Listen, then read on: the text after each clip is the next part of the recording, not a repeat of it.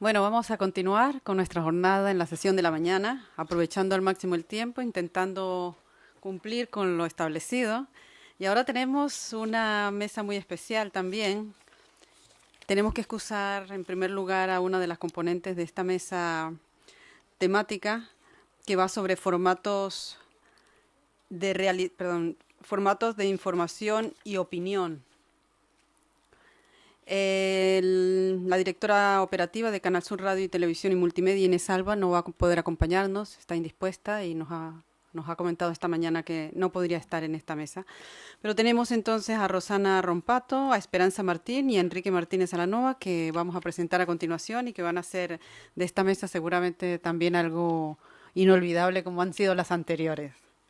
Rosana Rompato es del equipo de dirección del programa ¿Y tú qué opinas?, de Medina Media. Es licenciada en periodismo por la Universidad Complutense de Madrid.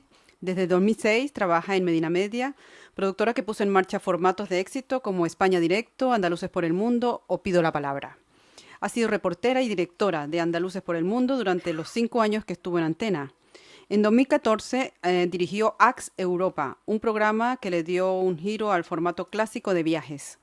En la actualidad forma parte del equipo de dirección de ¿Y tú qué opinas?, programa de debate que se emite en esta casa, en Canal Sur Televisión. Compagina su labor de dirección de programas de televisión con la creación y desarrollo de nuevos proyectos. Pues vamos a aprovechar al máximo el tiempo, así que tienes la palabra. Adelante. Es curioso cómo los que trabajamos en televisión y hacemos pantalla, luego nos ponemos nerviosos cuando vemos un público y mucha gente sentada ahí enfrente, ¿no? Es curioso. Bueno, pues voy a empezar un poco. Yo he hecho una reflexión basándonos en 2 experiencias que hemos tenido en la productora de programas de debate. Hemos hecho varios, hemos hecho 4 creo en total, pero bueno, hay 2 experiencias que es un poco lo que voy a hablar ahora después, ¿vale?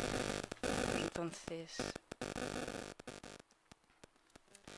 Bueno, yo creo que la crisis económica, ¿no?, que hemos vivido en este país ha marcado un antes y un después en la forma en la que el ciudadano pues, se enfrenta a la política, ¿no?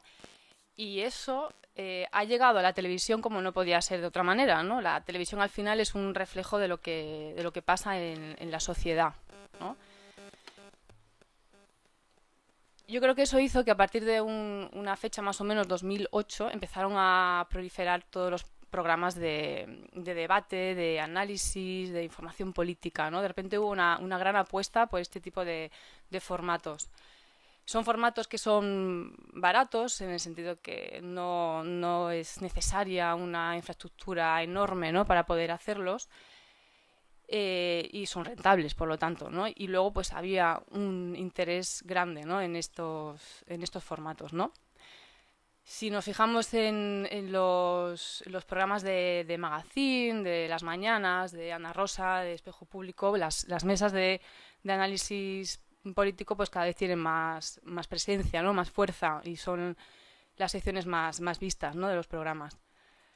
Estos formatos también pues llegan al prime time, que es pues máxima competencia, ¿no? Es la franja del día más competitiva, ¿no? Yo creo que sí hay una cadena que ha apostado por este género, que es un género que ya existía, ¿no?, que de toda la vida, pues, y que le ha dado la vuelta, ha sido la Sexta, ¿no? Yo creo que mi compañera luego nos podrá contar mucho de esto, ¿no? Hay programas, yo creo que ahora mismo en la Sexta tiene de forma diaria 2 programas, ¿no?, Al Rojo Vivo y Más Vale Tarde. Luego semanales tiene 2, El Objetivo, del que Esperanza puede hablar bastante, imagino, no he entrado mucho en él. Y luego en la Sexta Noche, ¿no?, que es un programa que yo creo que ha marcado tendencia, ¿no? Si pensamos, si nos vamos a hace unos años, nadie se podía haber imaginado que acabaríamos un sábado por la noche viendo un programa de análisis político, ¿no?, y no una película o un programa de show, que son programas más caros, ¿no? También, ¿no? Si nos centramos en la evolución, yo he cogido dos programas, ¿vale?, Al Rojo Vivo y la Sexta Noche, para ver las audiencias, ¿no?, ver cómo pues cómo hay una fidelidad por parte del espectador, ¿no? Si cogemos el de Arrojo Vivo, vemos que en el 2011 pues estaban por debajo del 2% y a partir del 2014 pues superan el 10% de share de media, ¿no? Los datos de la sexta noche pues empezaron con un 6% y ahora pues rozan el 12% de media y hay pues muchos programas que lo han superado, ¿no? Con millones de espectadores.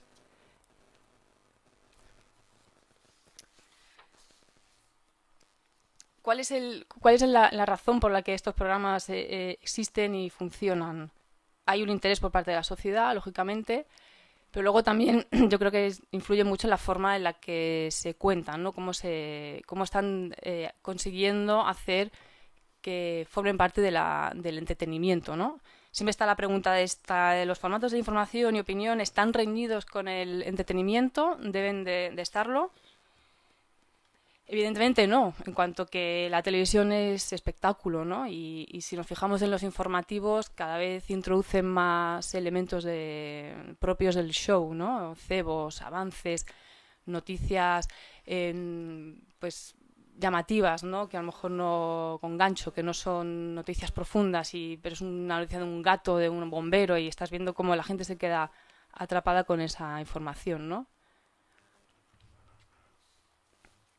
Es un hecho que el lenguaje audiovisual pues ha cambiado mucho y ahora mismo pues se exige que todo pues tenga ritmo, que todo fluya.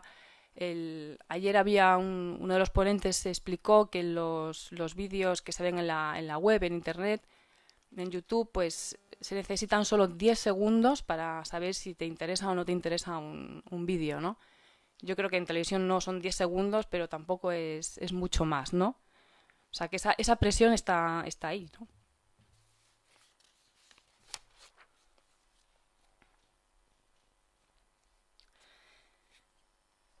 Si reflexionamos un poco de cuáles son las claves de un programa de información y de opinión, yo creo que encontramos tres claves, ¿no? Estaría la pluralidad, el tono y el rigor, ¿no? Son tres elementos que tienen que estar en un programa de estas características. Yo me he centrado en el tono porque creo que es donde hay como un cambio muy importante con respecto a los programas que se hacían hace 10-15 años, ¿no? Hay como una tendencia a que las tertulias tienen que estar súper animadas, ¿no? Llegar a un tono muy, muy subido y esto puede incluso llegar pues a verse cómo se exagera tanto esta tendencia que llega a haber pues desde interrupciones, insultos hasta, bueno, gritos, insultos. Es como una tendencia que yo creo que todos pues podemos identificar en qué programas se hacen, ¿no? Los tertulianos incluso llegan a convertirse en una especie de personaje mediático, ¿no? Son como actores, ¿no? Y aquí tenéis una imagen en la que yo creo que lo situáis rápido, ¿no? Es como que no están ahí tanto por su conocimiento y su rigor, como sí por la forma en la que tienen de conseguir la confrontación. Porque eso parece que lleva a la audiencia, ¿no? Que eso lleva a crear audiencia. Claro, yo creo que también hay que distinguir un poco, es un tema importante distinguir entre lo que es una televisión pública y lo que son las televisiones privadas, ¿no? Pero al final incluso las televisiones públicas tienen que entrar también un poco en eso porque al final te piden también audiencia, ¿no?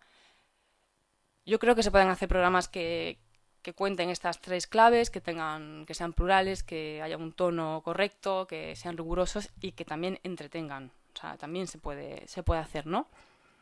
Y se debe.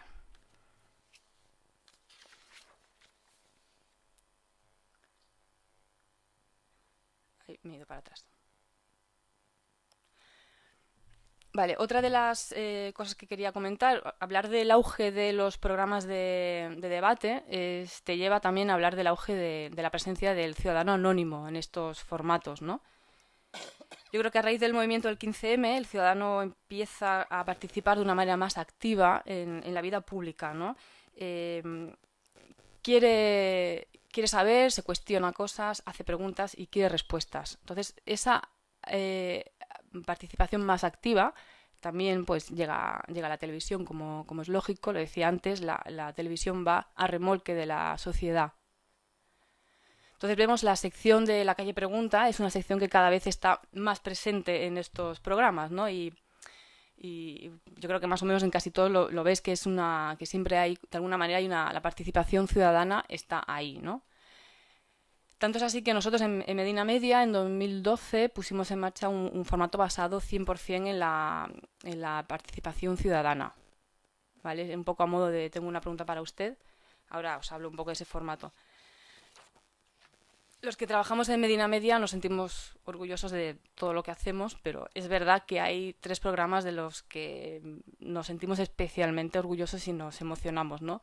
Uno de ellos es España Directo, que lo pusimos en marcha en 2005 y estuvimos al frente del programa pues los 1000 primeros programas, si no recuerdo mal. El segundo es Andaluces por el Mundo, que ese me emociona a mí especialmente por la parte que me toca. Puedo decir que fueron unos años increíbles y lo veo casi más que no como un programa, casi como algo personal, ¿no? De hecho, coincidió el arranque del programa y tal, pues me coincidió con mi primer hijo que estaba recién nacido, tenía 4 o 5 meses y siempre he dicho que ha sido como que los crié a los 2 a la vez, ¿no? Entonces me toca mucho. Y me da mucha pena que no esté aquí Inés hoy porque sí quería comentar algo que creo que mucha gente no sabe. Y es que Canal Sur fue la primera televisión que apostó por un formato como Andaluces por el Mundo. Y creo que esa medalla se la tiene que poner la cadena, ¿no? Existían ideas parecidas, existía una sección de un programa, pero ese formato como tal fue Canal Sur la primera que lo puso en marcha, ¿no? Creo que se tiene que sentir orgullosa Canal Sur de ello. Vale, bueno, pues decía que el tercer programa con el que pues la redacción se emociona y recuerda con mucha pasión es Pido la Palabra. Pido la Palabra. Espera un momento. Pido la Palabra es un formato que se puso en marcha en otoño del 2012, ¿vale? Era justo el momento de la crisis económica y os podéis imaginar cómo estaba el patio, ¿no? Era un formato que giraba todo en torno al público. O sea, el 100% del formato era público participativo, ¿no? No había periodistas preguntando, no había analistas debatiendo. Eran ciudadanos normales de la calle, andaluces anónimos, que preguntaban libremente, ¿no? Fue un hito, ¿eh? O sea, imaginaros un programa donde había, pues creo que eran 80 personas, eran 10 personas por cada provincia y en directo preguntando libremente, sin ningún tipo de control ni de censura.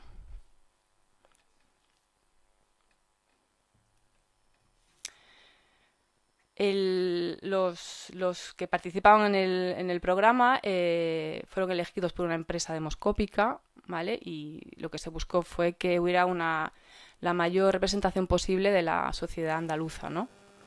De hecho, el perfil del público era muy variado, había de muchas edades, pues te encontrabas una ama de casa, un desempleado, un pensionista, un agricultor, funcionarios, en fin, cualquier persona, estudiantes también, participaron mucha gente joven, ¿no?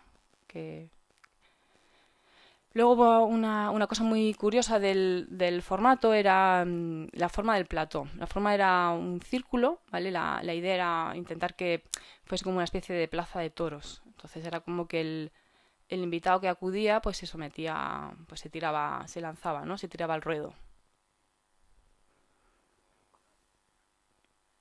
Al programa pues no acudieron solo políticos, sino que se abrió a todo tipo de profesiones, lo que más economistas y jueces, ¿no? Era una época en la que la gente tenía muchas preguntas que hacer sobre la crisis y luego la justicia estaba también era una época muy complicada y era curioso, ¿no? No te podías imaginar que un programa en el que venía pues un juez a hablar pudiera tener tanto éxito, ¿no? Y lo tuvo.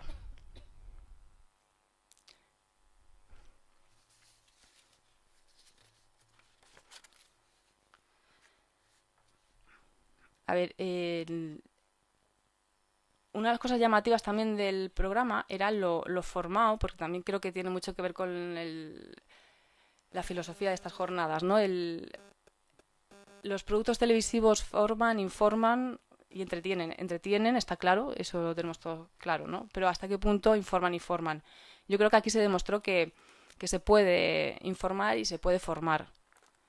Y de hecho se veía en el público, ¿no? Eran personas que tenían, incluso esa ama de casa, que a lo mejor no tenía muchos estudios, tenían una forma de hacer las preguntas que eran increíbles, ¿no? O sea, muchas de las preguntas eran insuperables por los periodistas del programa. La gente nos pregunta siempre si estas preguntas de verdad no estaban controladas, porque al programa pues llegaron a venir políticos también, como Julián Guita, José Bono, y vino Chávez, ¿vale? Y a mí siempre la gente me pregunta, bueno, ¿y de verdad que no había un control? ¿De verdad nadie os miraba? Y no, y era así, o sea, sí se hacía un control en el sentido que las preguntas tenían que tener interés, lógicamente, y se hacía una criba para que no se repitieran, ¿no? Pero aquí en la imagen no sé si se aprecia la pregunta, pero una persona del público pues le llegó a preguntar a Manuel Chávez si era ético otorgar una subvención a una empresa donde trabajaba su hija, ¿no? Eso debe estar en un programa, ¿no? de información y opinión. Pido la palabra, pues estuvo en prime time, ¿vale? La noche de los jueves y tuvo pues muy buena audiencia, dio una media de 9,1 creo, y que es pues muy buen dato, ¿no? Pero sobre todo yo creo que fue un hito el de verdad el tema del público, ¿no? Yo ahora me gustaría poneros un vídeo para que veáis un poco, porque yo os puedo contar lo maravilloso que fue la experiencia, pero creo que lo que vale es un poco la gente que lo hizo posible, ¿no? La gente que participó. Yo creo que su testimonio pues es interesante. Os lo voy a intentar poner, ¿vale? Quizá necesito un poco de ayuda.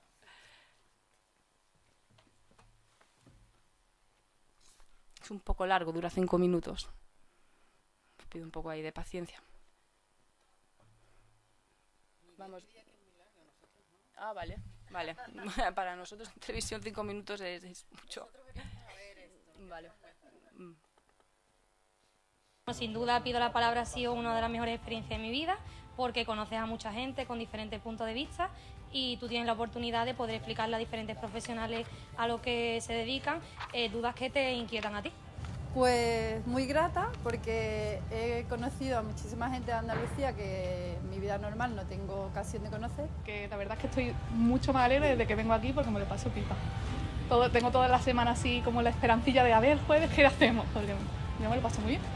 Ha sido todas las semanas, a pesar de que ha sido el mismo programa, ha sido como una historia diferente, con los mismos compañeros pero diferentes invitados, y ha sido siempre como una película diferente. La verdad que me ha gustado mucho. Pues bastante positiva, puesto que he aprendido mucho a título personal, profesional, dado el nivel de los invitados que han venido. Es un programa que quiera o no quiera en la calle ha tenido su repercusión, o sea, en Andalucía. A mí me han preguntado muchísima gente, de hecho yo he procurado traer preguntas que me han transmitido desde la calle y ha sido muy interesante, para mí de verdad único.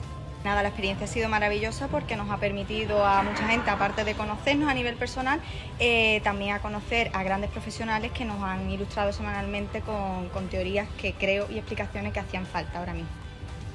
Inmejorable, me encanta, una experiencia inolvidable, inigualable. Muy positiva, además ha sido sorprendente porque venía yo predispuesto a que esto funcionaba de otra manera y la verdad que nos han dejado preguntar y con toda la libertad del mundo. Una gran familia, un gran equipo de profesionales, positiva. Habría que inventar una nueva palabra, vigorizante. Pues a mí nada, sobre todo por el tema del compañerismo, me ha parecido muy agradable, ya no solo con mi provincia, sino que a las 8, que nos llevamos todos muy bien. Personalmente ha supuesto un reto personal maravilloso, el hecho de que nos hayáis, pues no sé, de alguna manera seamos representantes de la voz del pueblo, ¿no? Que nos hayáis elegido, para mí ha sido un honor, incluso lo he intentado hacer con la mayor responsabilidad del mundo, pero también con honor, con alegría, con entusiasmo, me ha encantado, está estupendo, y bueno, el personal nos habéis tratado muy bien, me da pena que se acabe, pero muy bien, maravilloso, la verdad que sí, enhorabuena porque ha estado muy bien, muy bonito. Es genial porque ha sido descubrir un programa, las tripas de un programa de televisión por dentro, conocer a un equipo genial, tanto de la productora como de Canal Sur, y después llevarnos la experiencia y todas las amistades y todas, que somos como una familia, ¿no? Todos. Mi experiencia en Pido la Palabra es magnífica, tanto por fuera de las cámaras, por dentro, los invitados, aprendo mucho más que en clase. Para mí ha sido bastante fructífero. Yo creo que repetiría la experiencia. Pues muy buena, porque ha participado el pueblo, la gente de la calle, porque yo soy ama de casa y yo no tengo nada más que estudios primarios y me ha dado la posibilidad de expresarme las dudas que tengo, el porqué de las cosas. La calle, ¿qué es lo que cuenta? Que en verdad lo que cuenta es cómo siente la calle, cómo la calle sufre, cómo la calle se alegra, y esto se ha visto en este programa muy gracias. Pues muy constructiva porque, a ver, yo estoy estudiando Derecho y tal, y quieras que no, me ayuda mucho al día a día de mi carrera, al ir enterándome de cosas que a lo mejor pues no sabía, o noticias que a lo mejor no estabas tan atenta. Venías a jugar al programa y te ponías un poco al día de lo que estaba pasando. Hemos aprendido un montón con muchos expertos que nos han dado distintos puntos de vista de visiones muy similares que tenemos todos al día a día. Impresionante, muy buena. Me está dando pena de que se acabe. Esto es verdad, ¿eh? Si no hubiera visto yo que merece la pena y que he aprendido un montón, no me hubiera pegado la paliza con mi trabajo y mi familia y todo, de venir 300 kilómetros para acá, 300 kilómetros para allá y después a las 8 de la mañana irme al trabajo. Muy positivo. Me ha servido muchísimo para mi carrera, estoy estudiando periodismo, y entonces el conocer cómo funciona un medio de televisión, conocer lo que hay detrás de las cámaras, conocer a la cantidad de gente que mueve esto, pues me ha gustado bastante, y la verdad es que saco una experiencia bastante buena de Pido la Palabra. Y para mí, una cosa buenísima. A mí me ha dado muchísimo en el tema de los valores, saberme valorar a mí misma, y cosas que no tenía ni idea, el tener conocimiento sobre cosas que no tenía ni esto de idea. Te dan una plataforma para que puedas preguntar y opinar. Es genial. Bueno, pues a mí de verdad que Pido la Palabra ha sido una experiencia que me ha cambiado mucho la vida. Un economista que vino aquí una vez, que nos habló de las nuevas profesiones, mencionó la de Community Manager. Y a raíz de eso dije, ¿y qué es eso? ¿Cómo voy a estudiarlo? Y me he puesto a estudiarlo y me ha encantado. Y ahora estoy pues haciendo práctica de empresa ya.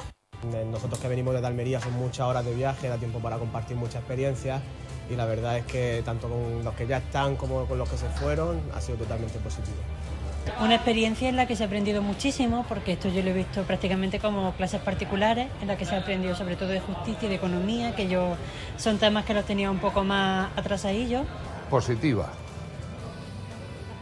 Ya está, sí, positiva, con lo cual hay dos: positiva, negativa, positiva, enriquecedora, saludable, bonita, hermosa y estupenda.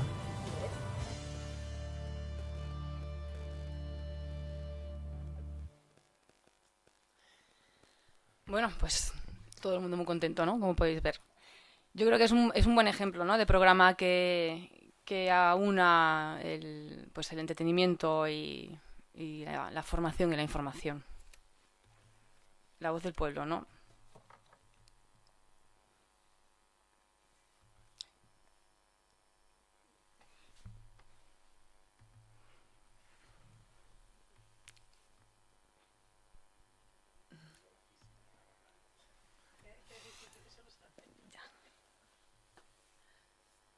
Espera, para verlo aquí. Segundo de mí, torpe.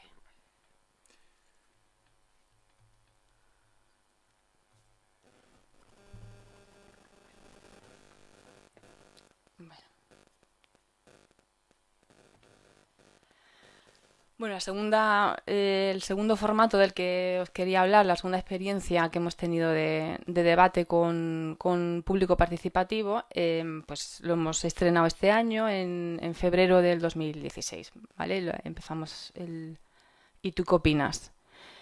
¿Y tú qué opinas? No tiene nada que ver con Pido la Palabra, pero sí es verdad que quisimos darle un lugar, ¿no? al público participativo. Quisimos tener otra vez esa experiencia, ¿no? Pero es un formato que digamos que tiene una mezcla de entrevista, o sea, de hecho era un poco lo que arrancaba el programa, y arranca. Voy a hablar en presente. Ahora mismo no estamos en parrilla, pero se supone que volvemos en septiembre. Nos lo confiamos. Y bueno, pues tiene una primera parte de una entrevista en profundidad y luego pues tenía de tertulia, ¿no? Política y intervenciones del público. Cuando Canal Sur, cuando empezamos a hablar con Canal Sur, que fue hace ya casi un año, sobre la posibilidad de volver con un programa de debate a la antena, podemos decir que lo que había sobre el papel no tiene nada que ver con lo que es hoy el programa, ¿no? Nos pidieron un programa que tuviera un enfoque más social, que fuéramos a temas más del día a día, de lo que a la gente le afecta, ¿no? Y no tanto la política, ¿vale? Empezamos la fase de la preproducción en octubre, noviembre, diciembre. Claro, no teníamos ni idea de lo que iba a pasar el 20 de diciembre, ¿no? O sea, llega el 20 de diciembre, llega un resultado electoral que pone en jaque a los partidos políticos de nuestro país y la política pues se convierte en el centro de todo, ¿no? Y una vez más, pues la televisión pues va a remolque de la sociedad, no puede mirar para otro lado, ¿no? En ese momento la sociedad lo que pedía era un programa que hablara de lo que estaba pasando, ¿no? No de si toros sí o toros no, o temas más cotidianos. Tanto es así que bueno, el primer invitado que tuvimos en el programa fue Felipe González y tuvimos una repercusión brutal y la verdad es que pues más político no podía ser el programa, ¿no? Y nada, pues tuvimos ahí analistas, había una parte más de debate al uso, ¿no? Con analistas. Y ya os decía que como lo he centrado un poco en el tema del ciudadano anónimo, porque creo que es importante, porque el papel que tienen es vital. O sea, no es lo mismo cuando tienes a personas de la calle en un formato. O sea, la manera de preguntar lo bajan al terreno, o sea, te bajan el periodista cuando hace su pregunta, pues la argumenta, la hace con un tono determinado, pero el de la calle, la persona de la calle, pregunta muchas veces de una manera más directa, ¿no? Así que eso hicimos en ¿Y tú qué opinas? Creamos lo que llamamos la fila cero, que pues eran personas que estaban sentadas entre el público y que se levantaban libremente y había un atril desde el que lanzaban o su pregunta o daban su opinión y reflexionaban, ¿no? Hubo programas que hubo un momento de debate entre los propios ciudadanos, ¿no? Muy dinámico. Ya os digo que lo probamos, lo empezamos a testar y vimos que era una sección que funcionaba muy bien, ¿no? Y cada vez le fuimos dando más presencia. De hecho, se convirtió como en un elemento dinamizador del debate, de la tertulia. O sea, la tertulia a veces bajaba, llegaba pues a un tono más bajo y metíamos el público porque subía el ritmo, ¿no? Y bueno, aquí hay un dato de la audiencia de la temporada. Hemos estado en un 4,5, 151.000 espectadores de media.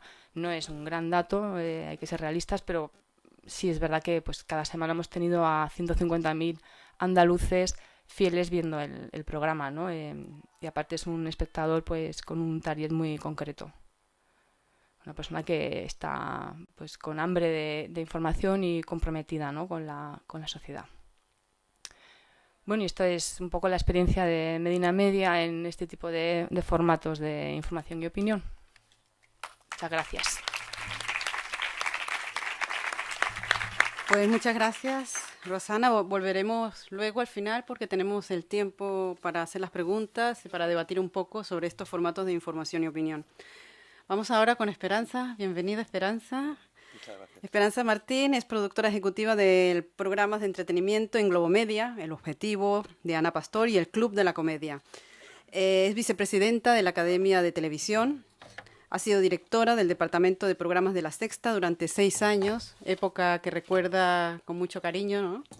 Desde su fundación hasta el proceso de fusión con Antena 3. Con anterioridad fue productora ejecutiva, directora y guionista en Globomedia en diversos programas de entretenimiento. Sus primeros trabajos se realizaron en Televisión Española como redactora y guionista de programas de divulgación científica, para posteriormente trabajar durante 5 años en los inicios de Telecinco, ocupando siempre puestos en el área creativa y de dirección de programas también. Bueno, pues como tenemos tiempo, no te voy a presionar con el tiempo para nada. Vale. Estás en tu casa y cuando quieras. Empezamos con la presentación. Bueno, ante todo, muchas gracias a la Fundación Audiovisual de Andalucía por haberme invitado. Es un placer. Me levanto a las 6 de la mañana, efectivamente, pero feliz. No importa. A ver, ya estamos. Muchos de los conceptos que yo voy a hablar los ha introducido ella antes, muy parecidos, así que yo creo que voy a ir un poco rápido, sobre todo al principio, porque sus planteamientos iniciales, pues prácticamente estaba yo de acuerdo en todos con lo que ella planteaba, ¿no? A ver, hay una realidad que es esta, que es que hay titulares y hay programas que salen de la norma, que están ocupando las portadas de los periódicos y que están sobre todo liderando audiencias. Programas que en principio se supone que no deberían existir. Ella ha nombrado algunos, pues en Prime Time está desde la Sexta Noche, Salvados, el programa de Ana Pastor, El Objetivo, para mí El Intermedio, que también es un programa de actualidad, aunque es un programa de humor, cada vez tiene un sesgo. Yo creo que a mí se me oye mucho, ¿no? Tengo una voz. Vale. O sea, El Intermedio creo que hay que considerarlo también como un programa de actualidad porque genera opinión y cada vez además tiene mayor contenido político y compromiso social. El equipo que lo forma, mi redacción está pegada a la redacción del Intermedio y ellos quieren aprovechar, ahora lo digo en esta introducción, el tirón que tiene su programa de audiencia para denunciar cosas. Y si os fijáis, están siempre muy comprometidos con el tema de los refugiados y minorías sociales en general. Continúo. Era un poco lo que decía. En los últimos años el sector audiovisual ha sufrido una serie de cambios. Nacieron las 2 cadenas pequeñas, 4 la sexta, se asentaron, hubo una crisis publicitaria, se fusionaron y realmente hay 2 grandes grupos. Bueno, por un lado están, perdonadme, las televisiones autonómicas públicas. Algo sé, no tengo el conocimiento seguramente que tenéis vosotros de ellas. Mi conocimiento es más a nivel de televisión nacional.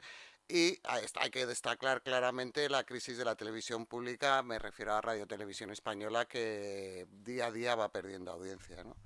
Y esto realmente es alarmante porque son unos presupuestos muy elevados los que maneja y son presupuestos que salen de nuestros impuestos y a mí, pues particularmente me duele, ¿no? El por qué, eso ya será otra razón. Un grafiquillo simplemente para demostrar que efectivamente la información a la gente le interesa.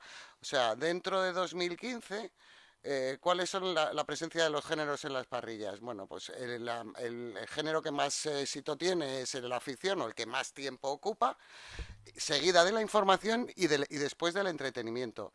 Y en las autonómicas, sin embargo,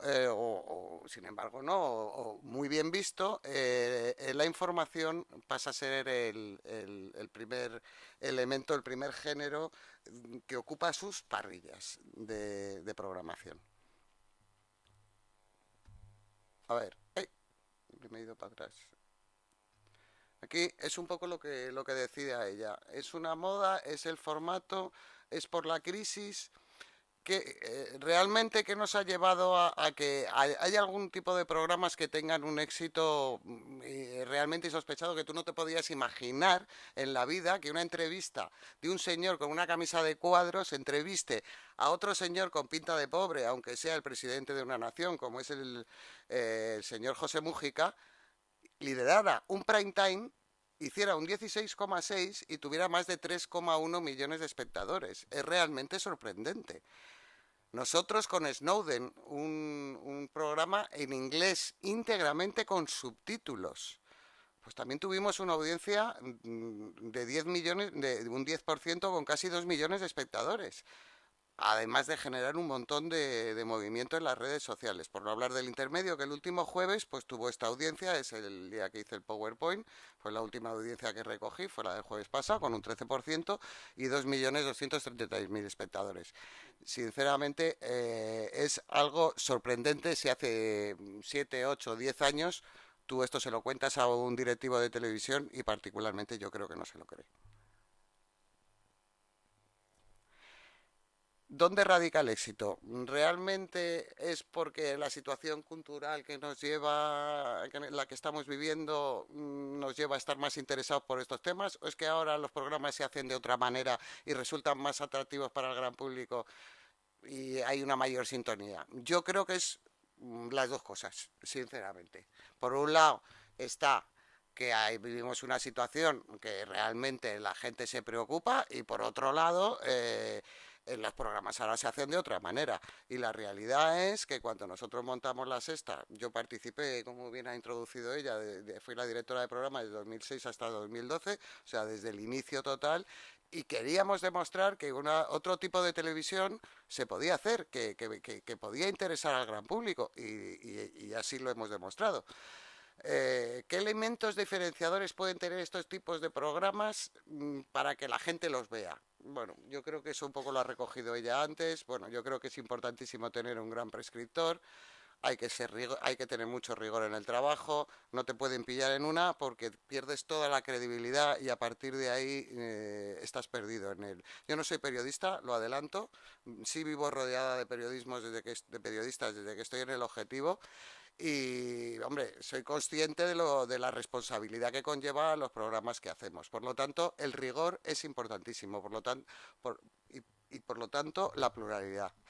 También la inmediatez con la que trabajamos, o sea, hasta el último, nosotros siempre, el objetivo siempre se hace en directo, empezamos haciéndolo grabado, pero eso fue una cosa muy efímera. Ana quería estar, dice, y si pasa algo el sábado, y si pasa algo el domingo por la mañana, ¿cómo no lo vamos a contar? Esto no podemos hacer una entrevista al ministro de Economía si luego el sábado o el domingo hay unas declaraciones con las que nuestro programa se queda añejo. Por lo tanto, la inmediatez en la información para nosotros es vital. Intentamos hacer cosas lo más cercano a la sociedad, presencia en las redes sociales y mucha vanguardia en toda la factura en lo que hacemos, ¿no? Eso yo creo que también el público lo agradece.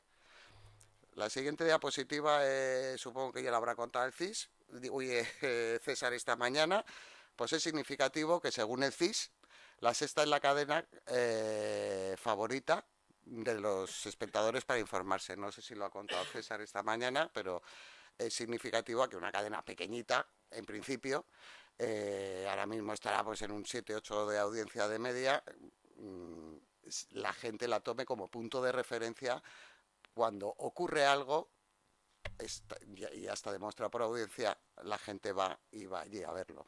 No hay nada más democrático que el mando a distancia. Tú decías 10 segundos, o sea, el espectador tiene todo el poder en su mano, o sea, no tienes nada que hacer, estás vendido. Luego, si algo funciona es porque está bien hecho e interesa a la audiencia. Yo por eso siempre soy bastante respetuosa con los programas que tienen cierta audiencia. Cuando nosotros hicimos El Objetivo y presentamos, fue un poco la franquicia con la que nosotros queríamos vender el programa. Existen otros formatos informativos, telediarios, tertulia, con opinión y con pluralidad de ideas. Sin embargo, en El Objetivo buscamos reivindicar los hechos, los datos. Aquí no van a encontrar opinión. La realidad se suele explicar desde el punto de vista de quien la cuenta. Por eso nos preguntamos, ¿existe la objetividad? Un grupo de profesionales nos hemos marcado esta meta común y hacer cada semana un análisis objetivo de la actualidad. Esto venía a cuento porque nosotros lanzamos el programa con una sección que era novedosa en España, que eran los fact-check, que nosotros llamamos pruebas de verificación, que venía del mundo anglosajón, que en el mundo anglosajón se hace sin ningún problema. Bien, es verdad que no hay ningún país en el mundo donde se haga en prime time, aquí se hace y funciona. Puede llegar a tener esa sección hasta una media de un 10% de audiencia. Y os digo que ahí los datos son rigurosos y a veces los gráficos son duritos, porque estamos hablando del PIB, de cosas económicas muy delicadas y donde además los datos los tienes que dar muy rigurosos, con lo cual es un tema bastante árido y feo, quiero decir, entre comillas, para ver, ¿no? Esta era la novedad que nosotros queríamos aportar, que era el periodismo de datos y analizar las declaraciones de los políticos en torno luego a un programa que naturalmente ha evolucionado y va cambiando, como ya luego más adelante os contaré, ¿no? Que para mí, ¿qué elementos diferenciadores tiene, por lo tanto, el programa en el que me voy a centrar ya, aunque a lo mejor haga de vez en cuando algún requiebro hacia algún otro programa de estas características?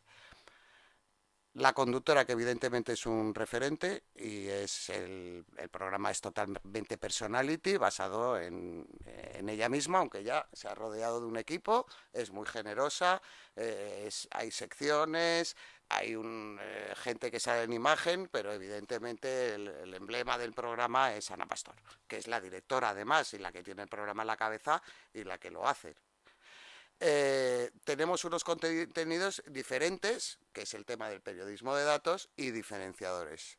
Y por supuesto un equipo muy potente que tiene que apoyar todo lo que ella demanda, tanto en redacción como en realización. Hay que ser muy vanguardistas en grafismo, que lo tenemos muy cuidado, documentación, porque es una labor súper exhaustiva. En el departamento de documentación hay 5 personas, para un programa de 1 hora semanal, hay 2 grafistas, hay 3 personas en realización y 2 editores. Y luego la puesta en escena pues tendría que ser también muy atractiva, entonces metimos el iPad o la tableta táctil en la mesa pues para darle vanguardia, modernidad. Quisimos ponerlo blanco porque da la sensación de ser más objetivo, por decirlo de alguna manera, ¿no? Yo creo que estos son elementos distintivos del programa, ¿no? El programa no tiene una estructura fija, pero sí tiene unos elementos que sí son identitarios y que sí normalmente están presentes en el programa. No tiene una estructura fija porque lo mismo podemos hacer una entrevista que dura 40-45 minutos, que podemos hacer una mesa política en la que están todos los partidos políticos representados. A diferencia de otros programas, como comentaba mi compañera anteriormente, hay programas, podemos decirlo claramente, Al Rojo Vivo, Las Mañanas de 4, La Sexta Noche. Son programas donde el tono de los contertulios es bastante calentito. En nuestro programa esto no se ha dado nunca, jamás en la vida se ha enzarzado nadie, nunca en ninguna discusión de ningún tipo. O sea, ahí el tono siempre es low profile, nadie se ha enfadado y hemos tenido pues un tío del PP y un tío y alguien de Podemos enfrente. Quiero decir que normalmente están todos representados, pero no entramos, claro, bien es verdad que son políticos y no son periodistas, que es realmente el que eleva un poco el tono, yo creo, en este tipo de programas, ¿no? Que es la presencia de maluendas y indas y personajes de estas características. Que yo creo que están ahí, perdóname que te diga una cosa también, no solo por el personaje, que han creado un personaje, a ver, yo creo que Maluenda es un tío muy listo y un tío formadísimo y súper culto. Otra cosa es que no comparta sus opiniones. O sea, creo que además de estar formado, el tío lo que pasa es que es un personaje y lo que hace lo hace muy bien, claro. Y por eso está ahí. Se ha ido creciendo con el tiempo. Claro, claro, ha ido creciendo. Hacia eso. Pero yo creo que es un tío culto y preparado. Sí, mucho, mucho. Es mi opinión. Bueno, tenemos lo del tema de la estructura del programa. Tenemos unas secciones que unas veces salen y otras no. Esto depende. Si nos vamos a Barcelona a entrevistar a Artur Mas o al señor Puigdemont, pues hacemos un programa íntegramente centrado en donde nos hemos ido porque te queda feo, pasteleo, tal, no sé qué. Tenemos reportajes y también tenemos una pieza de animación que para nosotros también desde el principio fue muy importante porque precisamente por tratar estos temas tan áridos que tratamos hay ciertas cosas que para explicar pues la animación siempre te facilita hacer este tipo de explicaciones un poco más correosas y empalagosas. Yendo por cada uno de los apartados que hemos visto anteriormente. La entrevista yo sé que es muy polémica, la gente habla y habla de las entrevistas de Ana Pastor. A ver, pongo una bandera británica y una bandera americana ahí debajo de la entrevista, porque en Estados Unidos esto es normal. O sea, las entrevistas que hace Ana Pastor en el mundo anglosajón son absolutamente normales. Obama puede estar bailando en un programa de entretenimiento y a las 2 horas estar en la Fox recibiendo, pero ríete tú de lo que de Ana Pastor con lo que son los periodistas en el mundo anglosajón. Y tanto en Estados Unidos como en Inglaterra, en la propia BBC, las entrevistas son de este corte y de este perfil. ¿Qué ocurre? Que para hacer esta entrevista hay que estar muy bien preparado. Y yo os aseguro que Ana Pastor es una persona que está en la redacción desde que llego hasta que me voy, todos los días del año, normalmente.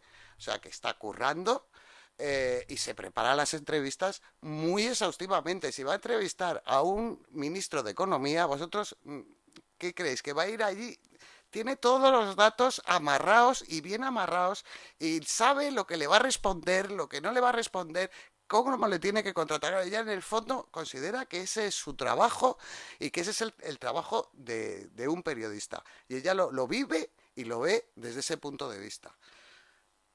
Leyendo unas declaraciones suyas, ella, por ejemplo, dice que ella suele ver entre 300 y 400 entrevistas al año del mundo anglosajón. Y os digo que es cierto porque la veo viéndolas.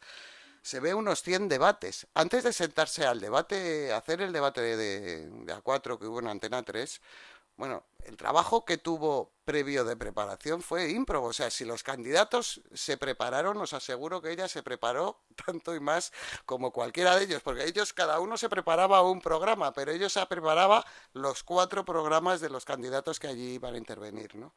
Con lo cual, para que ella, además siendo una persona tan joven, e incluso algunos la menosprecian, el presidente Correa le llamaba Anita, así un poco como...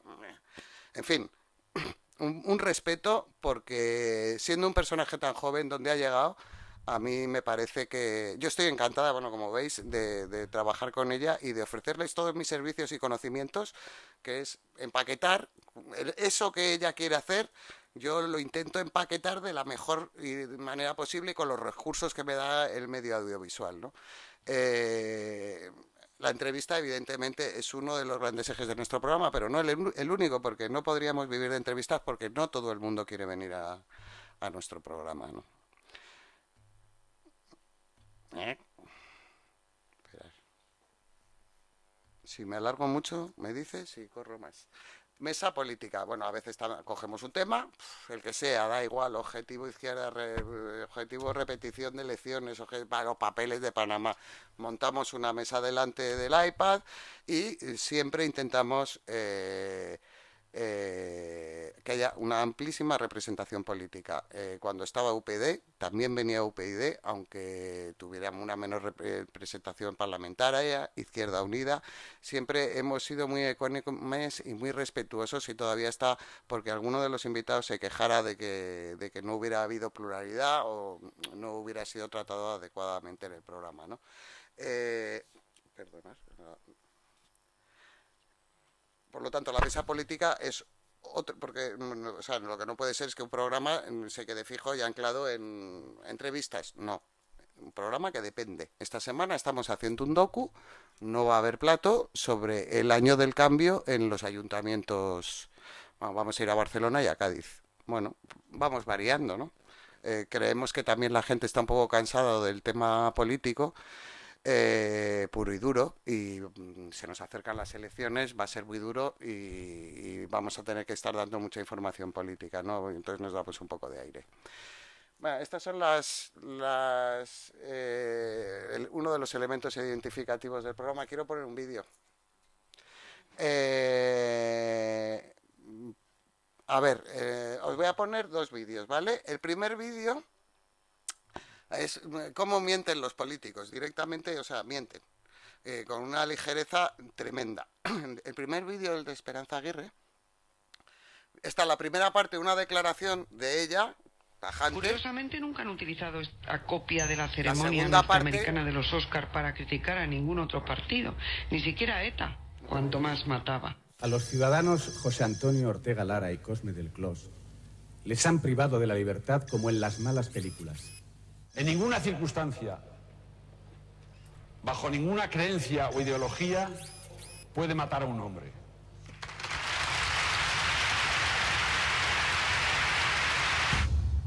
Tenía mala memoria, en este caso, la expresidenta de la Comunidad de Madrid. A ver, es muy fácil. O sea, ¿a qué se meter en estos jardines? O sea, nunca en la ceremonia de tal, no sé qué, se ha criticado a ETA. ¿Pero por qué lo dices? O sea, es muy fácil demostrarlo. Esto es facilísimo. Pongamos otro vídeo que categóricamente Rajoy afirma unas cosas y dices, que te llaman la atención, ¿no? Esto es reciente, muy reciente. Yo hace unos meses estuve en China. Yo estuve hace poco en China. España dedica, como acabo de señalar, prácticamente el 40% de los presupuestos del gobierno de la nación a las pensiones. China, ese gran gigante económico que compite con éxito en todos los mercados, le dedica el 0%. Uno de los grandes países del mundo con un crecimiento del PIB dedica a las pensiones públicas 0 euros. No hay un sistema público de pensiones. Gastan en pensiones 0. Su sistema de pensiones simplemente es que no existe. El gasto en pensiones en China es 0.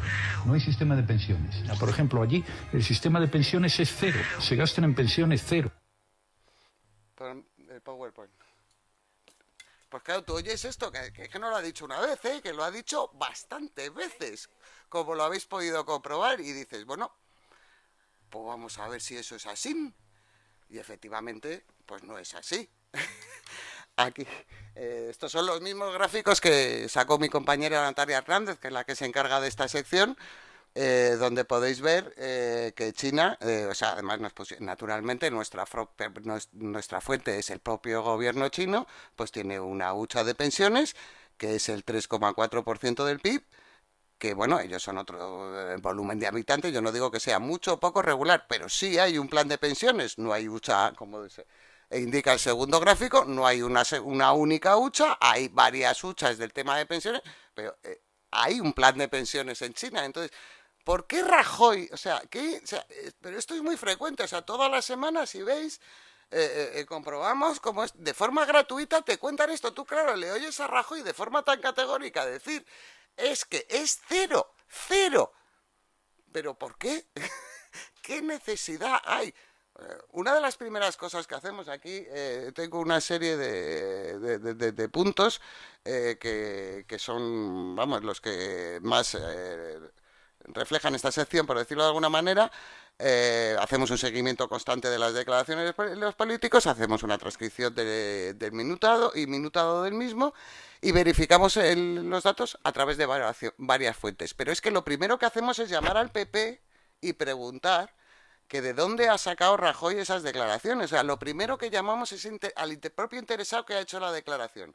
Usted ha dicho esto, ¿en base a qué datos usted dice esto? Y a partir de ahí, pues ya puede pasar cualquier cosa, ¿no? La forma de resolver un FAQ pues puede ser tan sencillo como irte a la hemeroteca, en el caso de Esperanza Aguirre, puede ser más complicado, pero vamos, normalmente son por organismos europeos, el propio gobierno, gobiernos extranjeros, pues dependiendo el dato que queramos analizar. Y luego pues hay que elaborar, he visto que habéis hecho algunas risas cuando ha empezado Rajoy a hablar pues estas son las pequeñas cosas que tratamos de cuidar en el programa, que es hacer unas declaraciones aparentemente feas para el prime time, feas, a ver, quiero decir que son informativos, que no están cuidadas, que no son unas imágenes bonitas, son imágenes de informativos de un canutazo, aquí te pillo, aquí te mato. Bueno, pues eso lo tienes que hacer pues un poco atractivo, igual que los gráficos, pues intentar también hacerlo lo más atractivos y simpáticos posibles al ciudadano, ¿no? Otra de nuestras secciones es lo que hicisteis con el último contrato. Según dice Ana, es pedagogía, hacer seguimiento del rastro del dinero público. En esta sección es más local, porque nos vamos más a pueblos y más a ciudades. Bueno, en este caso es Barcelona, pero nos hemos ido a sitios muy más de no de grandes ciudades, sino más de poblaciones pequeñas, y ver sobre el terreno pues cómo se gestionan el dinero público estos organismos y tal. Entonces buscamos respuestas a determinadas inversiones que realmente pues nos parecen inexplicables, porque es dinero público.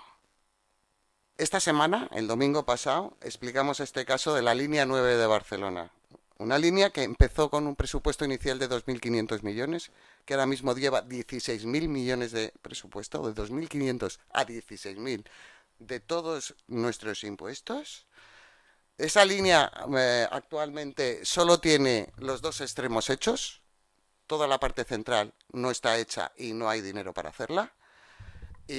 Y un montón de cosas más que hablamos este domingo pasado a lo largo de 10 minutos en el programa y que nos parece realmente escandaloso. Este programa, que entrevistamos a Garzón, bueno, era el programa, íbamos contra la final de la Copa del Rey. Estábamos muertos.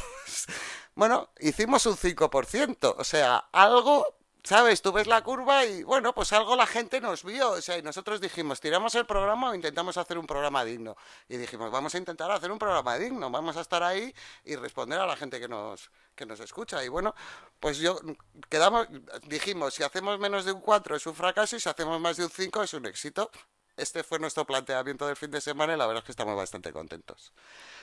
Otra de las secciones que tenemos es Maldita Hemeroteca, que tiene muchísima repercusión, sobre todo en el tema de las redes. Es una sección que la sacó una compañera con otro compañero de informativos de La Sexta a través de Twitter.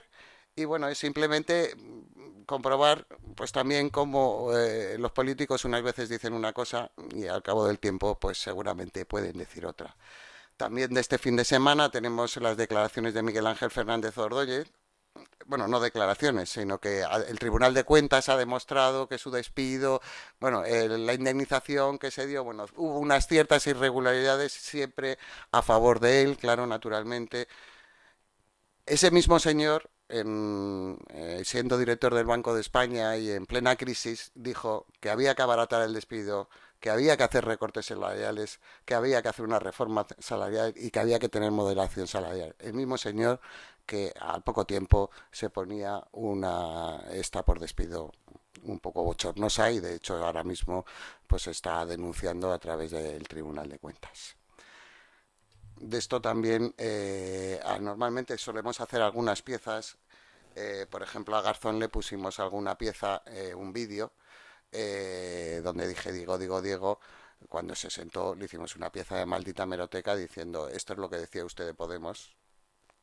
Ya me imagino que os acordáis todos y ahora se sientan juntos y son uña y carne, simplemente por recordárselo, naturalmente. Bueno, a Ana, como os digo, le gusta mucho hacer reportajes. He puesto dos muy significativos. Uno, el de Lampedusa, ha sido nuestro peor dato de audiencia. Era un programa en el que nos fuimos a la isla donde estaban llegando hace ya 1 año y medio, 2 años, pues un montón de inmigrantes, estos en barcos gigantescos, estos que, bueno, una isla poblada. Bueno, el caso es que fuimos ahí a hacer un reportaje completamente social y comprometido y la gente pues no nos arropó. Pero bueno, a pesar de ello estamos contentos por hacerlo. Y luego el último que hemos hecho, que ha sido el TTIP, que era algo... un acuerdo que sabéis que se va a proceder entre la Unión Europea y Estados Unidos, que es un acuerdo que se lleva en secreto en una habitación cerrada, donde la gente, los propios políticos, la propia gente que lo está negociando no puede llevar ni móviles, ni papeles, ni nada.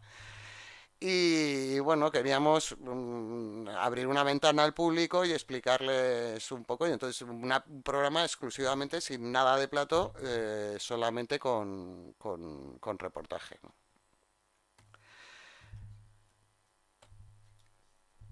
El españolisto,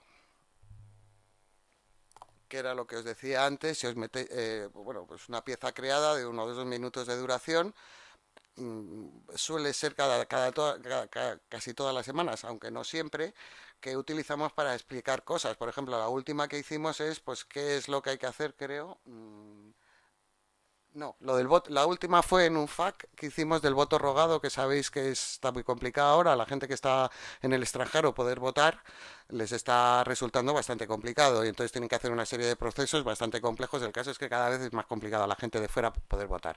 Bueno, el Españolisto te explica todo el procedimiento que tienes que hacer para poder votar o te explica que cómo se ha montado su cuña una empresa en Panamá. Es la única pieza que realmente tiene guión, por decirlo yo que vengo de una empresa del guión, es la única pieza de programa que tiene un guión con planteamiento, nudo y desenlace, donde tiene unas ciertas dosis de ironía y unas ciertas dosis de humor, ¿no? Y luego hemos hecho especiales y bastante. Nuestro primer especial fue el ébola. De repente, claro, nosotros pensar que nosotros trabajamos en una productora con un control muy normalito. Nosotros no tenemos los medios que tiene una cadena, les llegan señales de imagen, de señales de imágenes de agencias, te llega Reuters, te llega no sé qué. Nosotros no tenemos un control, unas cámaras y un platocito. Entonces Ana quiere un enlace con La Paz y otro enlace con no sé dónde, y me quiere ir a Sevilla y el ministro está no sé dónde y tal. Y fue nuestra primera gran prueba de fuego porque este programa lo montamos, me parece que teníamos un programa planteado, no sé cómo, ahora mismo no me acuerdo de fechas, pero surgió la crisis de la chica esta que iba a venir, María Teresa Rodríguez, creo que se llamaba, y creo del jueves al domingo pues montamos todo el dispositivo del programa con enlaces y con todo. Afortunadamente fue bien. Luego tuvimos muchísimo éxito en el referéndum de Grecia, que fue el 5 de julio, es un dato altísimo, también con conexiones. Hicimos una experiencia de las más duras que hicimos de trabajo, que fue hacer, después del debate de Rajoy-Sánchez que hizo la Academia de Televisión, y hicimos fax sobre las propias declaraciones que habían dicho en ese debate. Entonces, claro, el estrés, normalmente un FAQ tarda bastante en prepararse, días, porque hay que buscar los datos. Naturalmente nosotros ya sabíamos de qué iban a hablar y teníamos muchas cosas preparadas, pero aún así pudimos hacer un programa en el cual emitimos pues una serie de FAQs, verdad, mentira, yo no me acuerdo ahora cuáles fueron, sobre lo que allí estuvieron debatiendo tanto Rajoy como Pedro. Realmente, además, los FAQs surgen en Estados Unidos a raíz de campañas electorales y de debates electorales. Hicimos también un buen programa en los atentados de París, creo que es que nos pilló el fin de semana y por eso también nosotros pudimos estar ahí. Efectivamente, la configuración de la sexta nos permite poder acceder a esto porque que tú le dices, oye, que queremos la señal de Reuters y de APTN y además vamos a tener 2 enlaces en París, 2 en Madrid. En fin, Antena también te ayuda y te facilita todo este tipo de procesos, ¿no? Pero vamos, básicamente el grueso cae sobre nosotros. Y luego, nuestra última experiencia marciana que hemos tenido fue el 15M en la Puerta del Sol. No sé si alguno tuvisteis la desgracia de verlo. Horrible. A ver, nosotros lo que queríamos era estar en la calle con la gente. Nos parecía lo más lógico del mundo. No hubo manera, desde las 5 de la tarde nos estuvieron increpando, abucheando, gritando. Nosotros nos mantuvimos y al final hicimos el programa entero rodeados de gritos, megáfonos, en fin. Si alguien supo lo vio, pues vio que aquello fue un infierno. Entendemos que la plaza es de todos y no de unos pocos. Era San Isidro, había gente bailando el chotis, había sitio en la plaza para todo el mundo. Estaba Errejón de invitado, había gente que había participado en el 15M, que son estos 2 chicos que están sentados aquí a la derecha. La gente del público no sabía ni quiénes eran los que estaban allí sentados, simplemente nos increparon y televisión manipulación. En fin, de todo se aprende en la vida. Si alguien quiere decir algo, yo no tengo ningún compañero. Y luego, también, para nosotros uno de nuestros mayores éxitos es haber sido líderes en las noches electorales, líderes en España, líderes mundiales. A ver, creo que en esta secuencia refleja un poco toda la puesta en escena de lo que supone este programa, por ejemplo, que en este caso se llamaba Al Rojo Vivo Objetivo La Moncloa. Por un lado tenemos a Antonio con una mesa de análisis de periodistas. Por otro lado tenemos a Ana Pastor con políticos. Por otro lado tenemos conexiones con todos los puntos calientes, partidos, central de datos, en todas las provincias donde se pueda dar una noticia o consideremos que haya algo relevante. Y por otro lado, la propia imagen, como veis arriba en la parte de la derecha, que eso os aseguro que es mucho debate, no sé si lo habrá contado con César, sobre cómo se diseña esa pantalla. Trabaja mucho para diseñar esa pantalla de ahí arriba, donde de la forma más fácil para el espectador te va informando de la situación del escrutinio por provincias, por tal. Y luego ya este año se inventó lo del pactómetro, que ya trascendió y bueno, pues se trata de eso, de innovar, de aportar algo. Creo que es que ninguna otra televisión aportó, o sea, aparte de que nos respaldara la audiencia, es que no creo que nadie aportara tanto medio y tanto alrededor y tanta información alrededor de una noche electoral.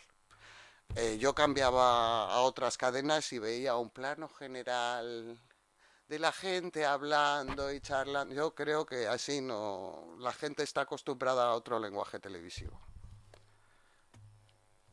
Estos son los resultados de esa noche electoral. Creo que poco más hay que añadir. Y luego ya para acabar, ¿no? Que creo que ya estoy... Esta última diapositiva, que es cómo en el último año, según Kantar Media, después de Ilenia Gran Hermano, el personaje más citado en Twitter es Ana Pastor y el segundo es Évole.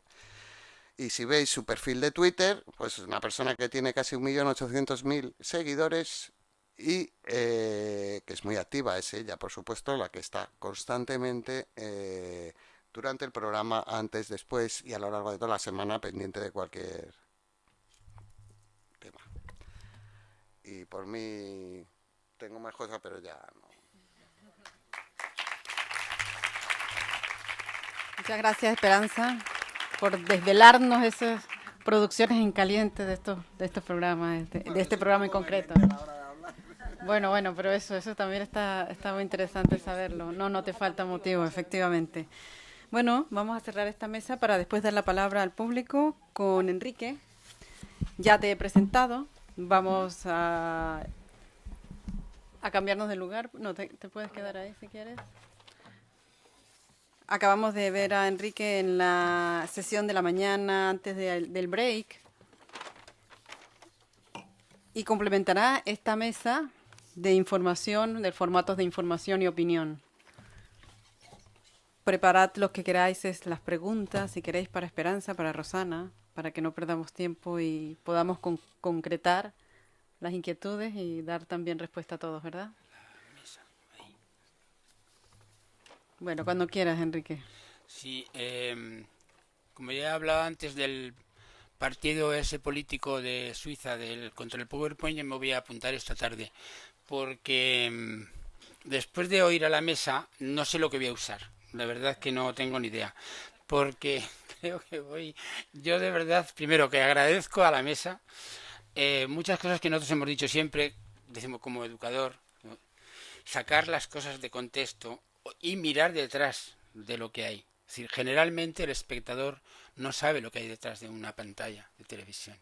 A mí me ha encantado hoy que me hayan contado muchas cosas de programas que veo, y más que hay, porque las aventuras son terriblemente duras. Yo dejo ese cartel ahí detrás, que era la clave de lo que yo iba a empezar a hacer, no sé si lo abriré, pero bueno, ese fue un cartel que es del Grupo Comunicar, de uno de los congresos que hicimos, creo que uno que hicimos aquí en Sevilla, creo recordar, del 2005. El fondo, el cartel es mío y luego se pusieron las letras del congreso encima. Pero es el ojo que mira el mundo, el ojo que mira la televisión, era un poco el entorno lo hicimos aquí en el hotel de al lado, en el Barceló. Y bueno, en ese tiempo teníamos dinero para hacer congresos, ahora no. Pero bueno, y a partir de con ese congreso ahí, yo sí, y agradeciendo a la mesa, quiero ahora el primero contar anécdotas. Yo que hoy voy a ver si con batallitas, porque ellos han contado batallitas que están haciendo en este momento, yo tengo que contar algunas pasadas. Uno de mis grandes experiencias periodísticas en mi vida fue haber trabajado en el periódico, el director del periódico, y yo había hecho muchas cosas en el periódico, además estaba en redacción, era con Carlos Santos Gurriarán, que es también tertuliano de vuestras tertulias, ¿no? Carlos Santos. Sí. No, en las tertulias con Antonio y en el Rojo Vivo. Yo ahí lo suelo ver porque es muy amigo mío, pero lo veo precisamente en el debate. Y Carlos Santos, director de periódico, cuando llegaba por la mañana a la reunión de primera, venía con el periódico marcado en boli, con rojo, como en la escuela, todos los errores, las comas, los 2 puntos, lo que estaba mal, el titular no sé cuánto, no sé qué, y nos ponía al caldo de buena manera, con un talante muy personal que tiene y realmente tal. Y un día le hice una broma, porque fuimos a hacer un reportaje, era el año que pasaba el Halley, que pasa cada 75 años, o sea, hasta dentro de no sé cuánto ya no lo veremos, y fuimos con niños con Calar Alto, bajaba sus astrónomos hasta una altura mejor, pues unos prismáticos, iban niños de colegios, a mí me tocó hacer el reportaje. Y yo, sabiendo que corregía y fiándome de Carlos, le hice un reportaje y el título era "El Halley enseña la colita a los niños de Almería". Entonces yo digo, a ver si este la ve o sale, porque la verdad era espantoso, ¿no? Pero bueno, yo sabía, al día siguiente, claro, no salió ese titular. ¿Cómo has hecho esto? Digo, para probarte. Digo, porque vienes aquí todos los días con todo rojo, a ver si un día no se te escapaba así. Me hizo varias, nos hacíamos algunas bromas así. Pero vamos, realmente cuando la información está hecha y además hay un control también de la información por parte del sistema, en este caso prensa. Yo, de verdad que he visto, te agradezco también que has definido algo a lo que yo llamo el síndrome de la mesa de camilla en los debates. Yo cuando estoy con mis hermanas hablando de política, que varias son de las derechas más derechas y yo no, pues entonces tenemos conversaciones de mesa de camilla, cada uno dice lo que le da la gana sin probar nada. Y tú llegas a un debate y dices lo que te da la gana, que es lo que habéis. Entonces, para eso hay programas. Gracias a que hay programas, porque si no, no es posible sacar de la mentira muchas de las cosas. Por eso digo, cuando a mí me quitaron el titular, también me controlaban. De alguna manera tiene que haber controles al sistema. Y cuando hablamos de educación, tiene que haber también controles por parte de los espectadores a los sistemas periodísticos, que muchas veces no sabemos lo que pasa detrás de las pantallas.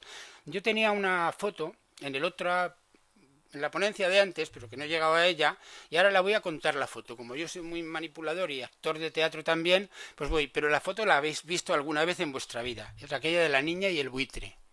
¿Os acordáis de ella? Si no, la tengo que contar. Es que la tengo en el otro, para no andar. La niña y el buitre. Kevin Carter, un fotógrafo sudafricano, que había luchado, además había fotografiado el apartheid, había sido un luchador tremendo contra el apartheid en su tierra, un día se va a Sudán a fotografiar el hambre en Sudán. Entonces él estaba en un departamento de las Naciones Unidas, y Cruz Roja me parece que era, y salió a dar estaba ya tan agobiado de ver muerte y hambre y de todo, que salió a dar una vuelta. Y se ve a una niña que estaba allí que prácticamente no andaba, se moría, se caía, y en uno de los momentos, y se fue, y volvió al rato a ver qué había sido de la niña, y ve un buitre ahí. Entonces él dijo, esta es la foto que tengo que hacer. Buitre, niña, buitre, casas, o sea, además la fotografía analizada fotográficamente es perfecta, y la fotografía, y se publica. Yo la vi, y os digo, ahora mi historia con la fotografía, pues llevo muchos años trabajando ese tema con esa fotografía. Es decir, yo veo la fotografía y me fascinó y además la utilicé en las aulas. Meses después le dieron el Pulitzer con esta fotografía. Y ahí fue un premio y al mismo tiempo todos los males del mundo cayeron sobre este hombre. Porque yo además vi también, porque ya le he seguido la pista muchos años, vi también en Televisión Española, en Informe Semanal, hicieron esta entrevista que la reprodujeron, donde le cayeron todos los males. ¿Y usted por qué no salvó a la niña? Es que nosotros nos habían dicho del centro de la Cruz Roja que esos niños ya estaban muertos, que era preferible salvar adultos. Bueno, esto fue lo que dijo. Los 7 males cayeron sobre el fotógrafo. Llegó a su casa, su madre no le quiso recibir en su casa. Sus amigos le negaron la palabra.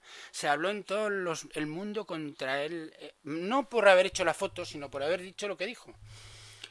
Unos meses después, este hombre se suicidó. Otra vuelta a las noticias, se ha suicidado, bueno, una historia.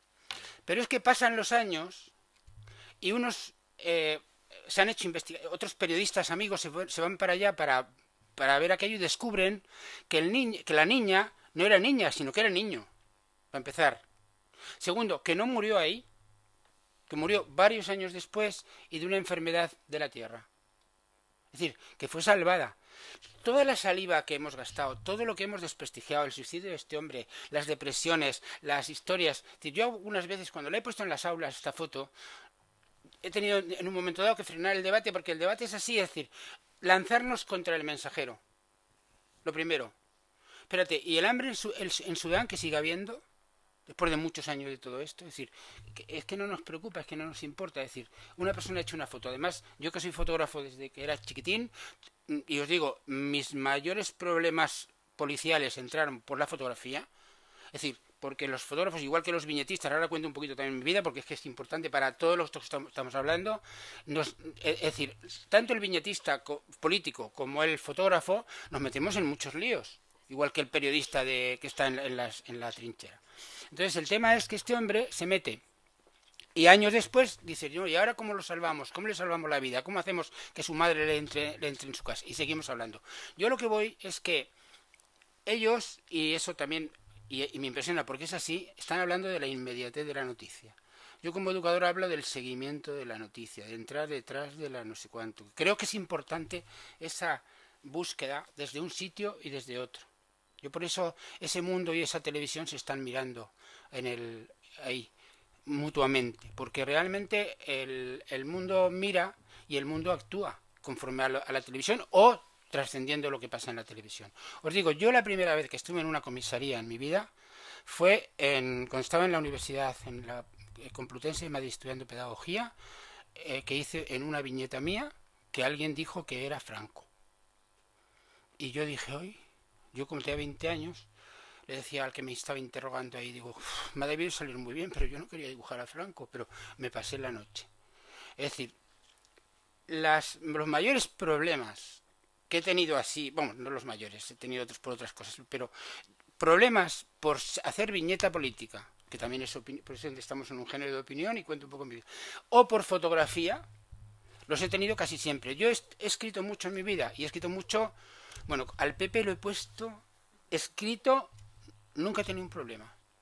Como lo dibuje, lo tengo. Con Franco tuve el que tuve y si no, y todo el resto me callé o hacía otras cosas para que no me pillaran, como la codorniz. Es decir, pero realmente he tenido problemas. En Argentina estuve en otras cosas y en Chile también detenido, no por eso, pero en Argentina estuve detenido por un trabajo que estábamos haciendo en la universidad de fotografía. Salí con alumnos a hacer fotografía, prácticas de fotografía para luego ir a tal, y nos detuvieron a todos, estuvieron ahí, tuvo que sacar el rector. Es decir, en Brasil me querían romper la máquina por hacer una foto. Es decir, la fotografía en Marruecos ni os cuento, correr delante de los que, pero yo veía que quería sacar una foto dentro de una mezquita por piernas. Es decir, en Ceuta hay un monumento ahí que es donde Franco vio el paso del estrecho y tiene sus piececitos así puestos, y yo subí ahí y estuve así, y por aquello también corriendo delante de la policía. Es decir, la fotografía, el fotógrafo ha tenido que correr mucho, y cuando hacemos una foto duele más, o cuando hacemos una viñeta duele más que muchas veces el artículo. Yo os digo, yo en Facebook he estado publicando muchos años, normalmente cosa política, viñeta política por la mañana y por la tarde. Ahora me he calmado. Digo, ahora estamos en campaña preelectoral, digo, de vez en cuando me le pide el cuerpo y lo hago, pero si no, no. Bueno, pues os digo, del PP no me han tocado nunca, porque ya lo dan amortizado. Pero del PSOE, cada vez que hago una mínima crítica a algo del PSOE, tengo mis amigos del PSOE, algunos muy conocidos en esta casa, lo siento, no voy a decir nombres, que me tiran de las orejas. Pero como me meta con Podemos, se me caen los cielos.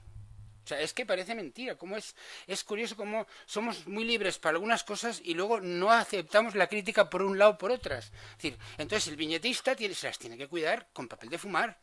Porque realmente lo que yo no he tenido problemas escribiendo, lo tengo problema con un simple dibujín. Pero con un simple dibujín, porque se lo toma cada cual. Es decir, porque ese impacto de opinión, que es, no sé si más superficial o menos, porque siempre he dicho que no, que esa frase de que más vale una imagen que 1000 palabras no es cierta. A la imagen esa de la niña y el buitre yo le he dedicado muchos años de mi vida a trabajar esa historia. Y la he hablado muchas veces, ¿no? Con esa imagen dice cosas, pero no dice todo lo que hay detrás. Pero a veces las 1000 palabras, como estamos acostumbrados a los 144, ¿cuántos son? Caracteres. A todo esto, tengo hecho el otro día con Cervantes, que yo le hago un homenaje siempre a Cervantes, una viñeta que es se oye allí, están los cuidadores del manicomio que dicen, claro, ahí está, dice, tiene un libro que con algo así como El Quijote, que lo quería escribir, le dijimos que en internet o nada, y como le dijimos que en Twitter 140 caracteres, está el tío en el manicomio gritando Molinos, Miramar Molín, etcétera, porque realmente los 140 caracteres nos hemos acostumbrado a ellos. Con 140 caracteres se pueden decir muchas cosas, pero no todo, que a veces necesitamos más caracteres y más fotos y más imágenes y más todo, y ese complicado de estructuras que hacéis. Esa es la foto, y es que la tengo por ahí, la foto de la niña y el buitre. Entonces, el tema es que hay millones de cosas que hay detrás, trastienda. Yo no sé, yo creo que, fijaros, tengo ahí un montón de... espérate, voy a pasar una cosa, porque ya que he hecho un dibujo especialmente para esta...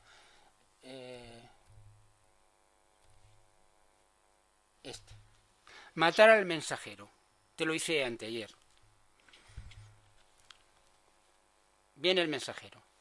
Te traigo 2 noticias, una buena y una mala. Dime primero la mala. Hemos sido derrotados. Flap. Ahora no te cuento la buena. Es que no me cuentan la buena si yo apago el televisor. Es decir, cuando antes decía, tengo amigos que no abren la 5 para nada. Digo, hombre, yo no la abro para según qué cosas, pero para otras, ¿por qué no? O sea, porque si cierro la 5, ni siquiera puedo opinar mal contra la 5. Es que ni siquiera eso. Entonces, tengo yo que tener un surtido de cosas, porque además nos dedicamos, que somos ciudadanos libres para todo esto. Y yo creo que con este del mensajero lo dejo, porque si no, me lío y tengo mucha cosa más, pero... Muchas gracias, Enrique. Si quieres quedarte ahí, porque ya tú no vas a utilizar más el ordenador, ¿verdad? No, nos quedamos. Muchas gracias por hablarnos y darnos esa vuelta a la importancia de la viñeta y sobre todo a que da información, genera opinión, que es lo que nos trae en esta mesa, ¿no? Bueno, me gustaría saber si ya tenemos preparadas preguntas para este panel. ¿Quién alza la mano primero o comenzamos analizando otras cosas que tenemos por aquí en reserva? Por allá vamos a concretar, pero ya tenemos por aquí otra palabra pedida. Allá, adelante, compañero. Vale, gracias.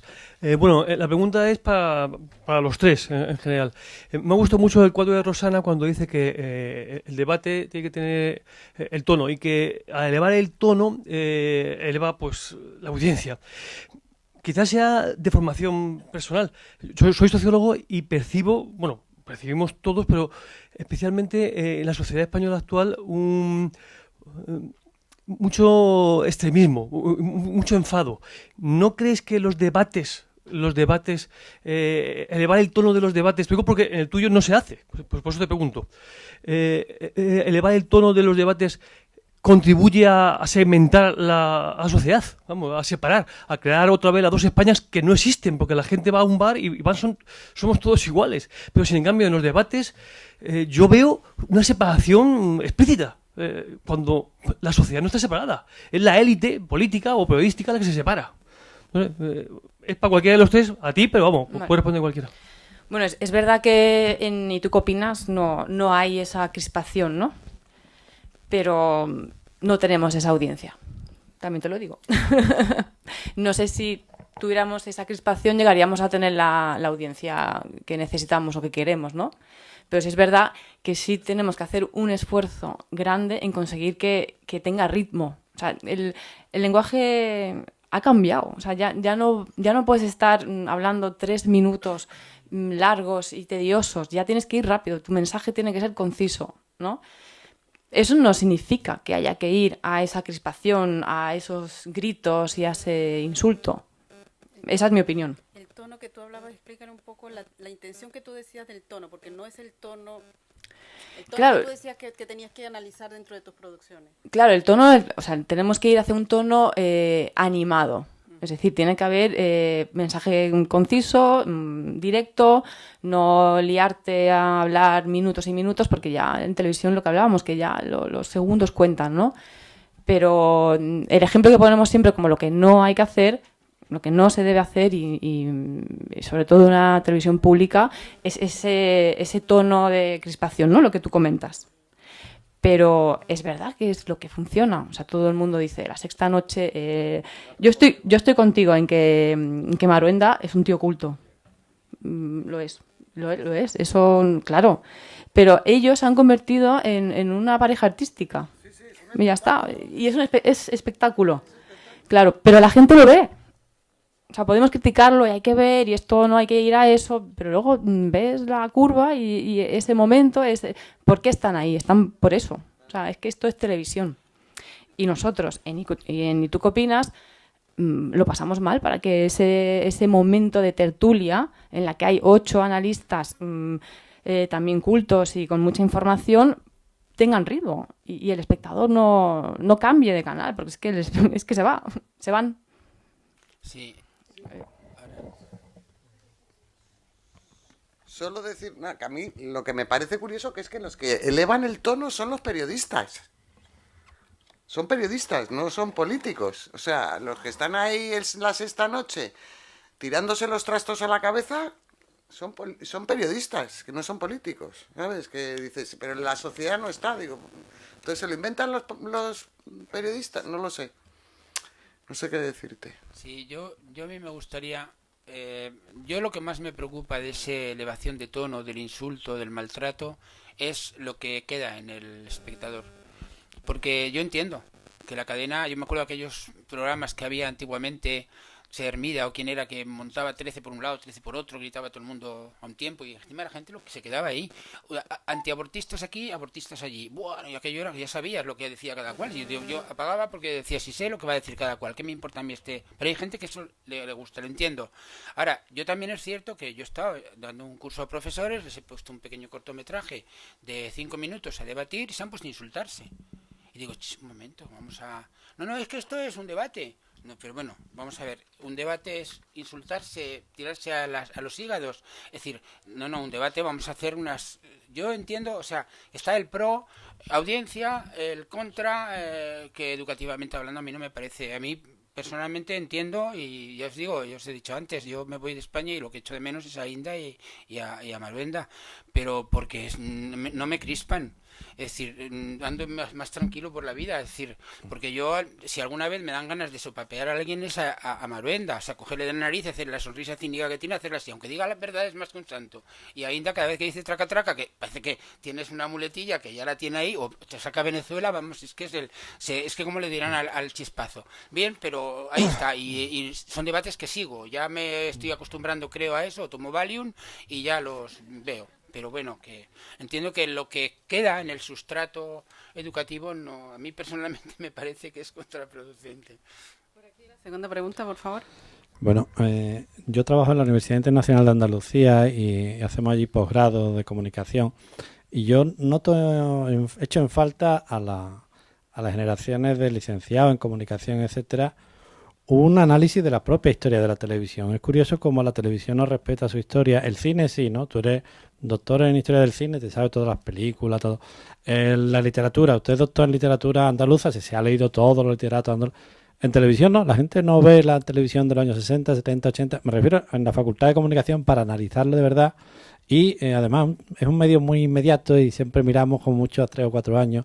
Sin embargo, creo, por eso también felicito a la Fundación por esta jornada, en el sentido de intentar también traer gente de la academia y no solo de la industria, y juntarlo, porque creo que debemos analizarnos todos mutuamente. Entonces, quería un poco hablar de cómo ver a nivel histórico la sexta noche, sí, pues es un momento dado hoy en día donde el interés político, pero también en la transición española estaba la clave, por ejemplo, análisis, debate, que si lo recordamos, yo era jovencito, ¿no? Pero tenía interés en verlo, y televisivamente también, imaginen, era nada, eso no era nada, una cortina gris, 4 luces, mucho fumando, eso sí, se podía fumar, y unos señores aburridísimos en teoría política, pero los temas interesaban porque estábamos en transición y donde se discutían, además a altísimas horas de la noche, se ponía una película, después el debate, hasta las 3 de la mañana discutiendo, y la gente lo veía porque había una necesidad, y también a veces el éxito está en encontrar la necesidad de ese momento, ¿no? Pero yo echo de menos el análisis de la propia historia de televisión, respetar esa historia de la televisión, o estábamos hablando de la calidad y la importancia de la calidad en los informativos. La Sexta ha asumido ese liderazgo en credibilidad, pero también porque echaron a Fran Llorente y a Lorenzo Milá de Televisión Española, que fue el momento álgido de calidad de Televisión Española. O sea, le dejaron un hueco fantástico, ¿no? Pero también ahí demuestra cómo la gente busca la calidad y la credibilidad. Donde la hay, la busca, ¿no? Entonces, simplemente reivindicar, y aprovechando que está aquí Enrique, un poco el análisis de nuestra propia historia, de la televisión, de los formatos, de la evolución de los formatos, porque podemos aprender mucho de ello, y yo creo que no se hace. Y tú echas en falta, en los alumnos que hacen un posgrado, por ejemplo, en mi universidad, le tienes que explicar cosas, uno que cree básica, porque si yo estoy licenciado en audiovisual, me parece que la historia del audiovisual hay que respetarla y hay que estudiarla. Vamos a escuchar aquí. Sí, mira, ahora me pongo en modo Academia de Televisión, de la cual también participo. Hay un proyecto en la academia que se llama Tesoros Vivos. El objetivo de ese proyecto es entrevistar a todas las personalidades que en la televisión del mundo ha habido en este país, recoger sus testimonios de su experiencia vital televisiva, dejarlas en un fondo para que los estudiantes puedan ir.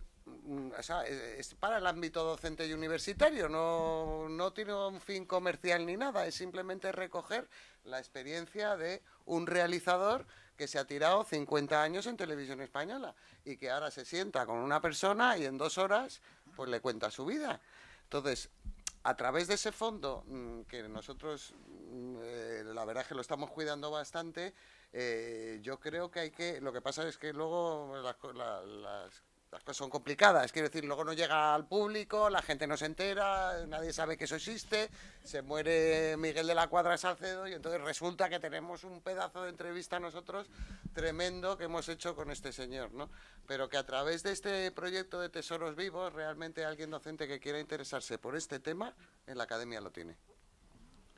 Gracias. Tenemos otra pregunta por aquí, ¿verdad? Sí. Hola. ¿Dónde? Allí. Sí, hola. Gracias. Soy Carlos Molina de Sabitel. Quiero hablar un poco sobre el tono. Como ha habido un poquito de por qué podría haber más audiencia en el caso de opinión, ¿no? Entonces, yo no sabía que el público que viene se mantiene durante una temporada. ¿Sí o no? El mismo público. ¿Te refieres a qué programa? programa? ¿Tú qué opinas? El público participativo, sí, es más o menos el mismo, sí. Entonces, sí. ¿puede ocurrir que ese público esté como un poquito dulcificado? No sé cómo se dice. No, bueno, mi pregunta es ingenua. No preguntan siempre los mismos. ¿Tú te refieres a que entren, que los adoctrinemos? ¿Te refieres a eso? No que se adoctrine, sino que se adoctrine solo. Y entonces puede ocurrir que no puedan crear climas, porque de pronto se vienen 9 meses seguidos, ya una familia. Y dice, bueno, claro, pues no, ahí tienes razón. Y si resulta, no sé si las preguntas que van a decir las veis antes vosotros o son espontáneas. Pues entonces las puede preguntas... ocurrir que me bajo del coche o no me bajo. Bueno, yo lo digo pero en plan constructivo, no en plan de una manera. ¿Entiendes? Entonces, esos son a lo mejor los puntos que un público de pronto saliera y dijera una cosa porque puede dar más audiencia, y aparte no es un problema de que sea culpa de la productora o culpa de los mismos contratados. ¿Vale? No te, ¿Entiendes, no? Te entiendo. A ver, el público participativo, ahí en el tema del tono no hay ningún problema. Es un público que, o sea, que no habla de una manera agresiva, ¿no? El tema del público participativo es, o sea, la clave está en que son de la calle y hablan como una persona de la calle. Entonces bajan el nivel del debate, no la profundidad. Vale. Entiendo. A ver, la cuestión del público participativo es que ellos son personas de la calle y te van a hablar como la calle. Entonces eso hace pues que haya una compensación entre a lo mejor esa mesa de analistas que son periodistas muy formados y muy informados en los temas políticos y gente de la calle que te va a preguntar como el espectador que está en su casa. O sea, entiende ese lenguaje, ¿no? El espectador se identifica. Es verdad, hemos hecho una temporada nada más, empezamos en febrero, hemos terminado ahora por el tema de las elecciones, volvemos en septiembre, tenemos que renovar el público. Es verdad que a lo mejor pues puede ser que si es siempre el mismo, no creo porque ellos se adoctrinen a sí mismos o porque nosotros los adoctrinemos, sino porque siempre buscamos que haya variedad. Quieres tocar cuanta más gente mejor, ¿no? Esto no es como en Pido la Palabra, que acudían 80 personas de público, ¿no? ¿Y tú qué opinas? Viene el público participativo está formado entre 15 y 20 personas, ¿no? O sea, que no son las 80 personas de Pido la Palabra. O sea que sí, estoy de acuerdo contigo en que a lo mejor es una buena idea renovar ese público, ¿no? Antes de seguir con las posibles preguntas, ir preparando allí antes, sí que me gustaría preguntarle a Esperanza si existe esa fórmula de éxito para un programa como los que tú has dirigido, producido desde lo ejecutivo, desde la dirección. ¿Qué fórmulas hay para un programa de información y opinión?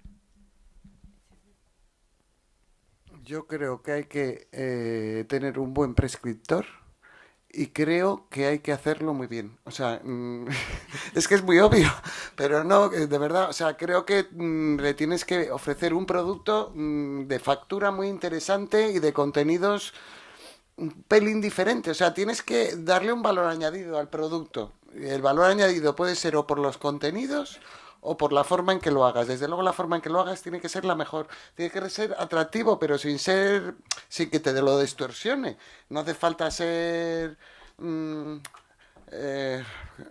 escandaloso, vamos, o sea, no hace falta distorsionar la realidad. O sea, simplemente hay que hacerlo atractivo, que es difícil y muy difícil. Hay que ser original, hay que ser vanguardista, hay que ser arriesgado. Muchas cosas. Sí, es que no es fácil. A ver, el 80% de lo que se estrena en televisión fracasa. Exacto. Una de cada 3 cosas prácticamente es lo que funciona. Y ya me parece bastante. O sea, es muy difícil hacer un programa que funcione. Y si encima es un programa de nivel, pues es difícil. Es que es muy difícil. Sí, sí, sí. Por allí tenemos más preguntas. Por allá, por favor. Soy Michael de Canal Sur y mi pregunta va un poco por ahí. Estás hablando del peso específico que tiene lo que es el lenguaje audiovisual, lo que es innovar en la manera de contarlo. Y quería saber un poco eso, qué peso tiene dentro de un programa y qué importancia puede tener a llegar para el éxito.